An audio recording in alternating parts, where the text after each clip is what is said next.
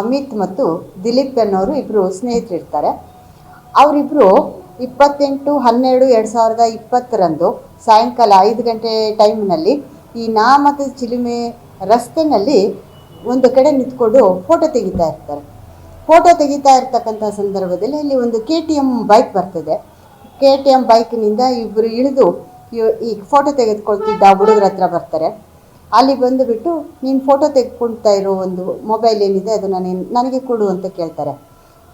ಆ ಹುಡುಗ ಅಲ್ಲ, ಇಲ್ಲ, ಇದು ನಾನು ರೀಚಾರ್ಜ್ ಮಾಡಿಲ್ಲ, ನನ್ನ ಫ್ರೆಂಡ್ ದಿಲೀಪನ ಹತ್ರ ಇರೋ ಒಂದು ಮೊಬೈಲನ್ನು ನಾನು ನಿಮಗೆ ಕೊಡ್ತೀನಿ ಅಂತಂದ್ಬಿಟ್ಟು ಕೊಡೋಕ್ಕೆ ಹೋದಾಗ ಅದನ್ನು ರಿಜೆಕ್ಟ್ ಮಾಡ್ತಾರೆ. ರಿಜೆಕ್ಟ್ ಮಾಡಿದಾಗ ಇದರಲ್ಲಿ ಇಬ್ಬರು ಏನು ಬಂದಿರ್ತಾರೆ, ಅದರಲ್ಲಿ ಒಬ್ಬರು ಪುನೀತ್ ಅಂತ, ಇನ್ನೊಬ್ಬರು ಯಶವಂತ್ ಅಂತ. ಯಶವಂತ್ ಅನ್ನೋರು ಅವರು ಬಾಲಾಪರಾಧಿ ಇರ್ತಾರೆ. ಅವರು ಇಲ್ಲ, ನನಗೆ ನೀನು ಫೋಟೋ ಏನು ತೆಗೆದುಕೊತಾ ಇದೆಯಾ ಅದೇ ಮೊಬೈಲ್ ಬೇಕು ಅಂತ ಕೇಳ್ತಾರೆ. ಆವಾಗ ಇವರು ಇಲ್ಲ ಅಂತ ಅಂದಿದ್ದಕ್ಕೆ ಈ ಪುನೀತ್ ಅನ್ನೋನು ತನ್ನ ಹತ್ರ ಇದ್ದಿದ್ದ ಒಂದು ಡ್ರ್ಯಾಗನಿಂದ ಕುತ್ತಿಗೆ ಹತ್ರ ಇಟ್ಬಿಟ್ಟು ಹೆದರಿಸಿ, ಕೊಡು, ನಿನ್ನ ಹತ್ರ ಇರ್ತಕ್ಕಂತಹ ಮೊಬೈಲ್ನೇ ನನಗೆ ಕೊಡು ಅಂತ ಕೇಳಿದಾಗ ಅಲ್ಲಿ ಪುನೀತ್ ಅಮಿತ್ ಅನ್ನೋನು ಹೆದರ್ಕೊಂಡು ತನ್ನ ಹತ್ರ ಇದ್ದಂತಹ ಮೊಬೈಲನ್ನು ಕೊಡ್ತಾರೆ. ಇವರಿಬ್ಬರು ಅದನ್ನು ರಾಬರಿ ಮಾಡಿಕೊಂಡು ಮೊಬೈಲನ್ನು ತೊಗೊಂಡು ಹೋಗ್ತಾರೆ. ತೊಗೊಂಡು ಹೋದ ನಂತರ ಇಮಿಡಿಯೇಟಾಗಿ ಅದು ರಿಕವರಿ ಆಗುತ್ತೆ. ಆ ರಿಕವರಿ ಆದ ನಂತರ ಅಕ್ಯೂಸ್ ಕಡೆಯಿಂದ ರಿಕವರಿ ಆದ ನಂತರ ಅದನ್ನು ವಿಟ್ನೆಸ್ಗಳು ಐಡೆಂಟಿಫೈ ಮಾಡ್ತಾರೆ.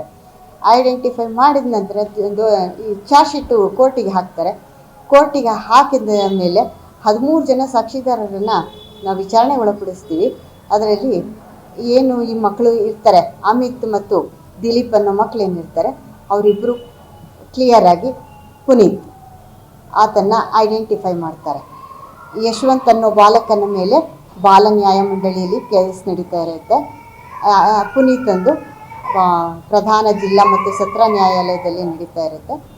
ಅಲ್ಲಿ ಎಲ್ಲ ಕ್ಲಿಯರಾಗಿ ಇವರ ಕಿತ್ಕೊಂಡು ಹೋಗಿರ್ತಕ್ಕಂತಹ ಮೊಬೈಲು ಅದನ್ನು ಗುರುತಿಸ್ತಾರೆ. ಮತ್ತು ಯಾರು ಕಿತ್ಕೊಂಡು ಹೋದರು, ಯಾರು ಚಾಕು ತೋರಿಸಿದ್ರು, ಆ ದಿನದ ಇನ್ಸಿಡೆಂಟ್ ಏನಾಯಿತು ಅಂತಂದ್ಬಿಟ್ಟು ಸಂಪೂರ್ಣವಾಗಿ ವಿವರಣೆ ಕೊಡ್ತಾರೆ.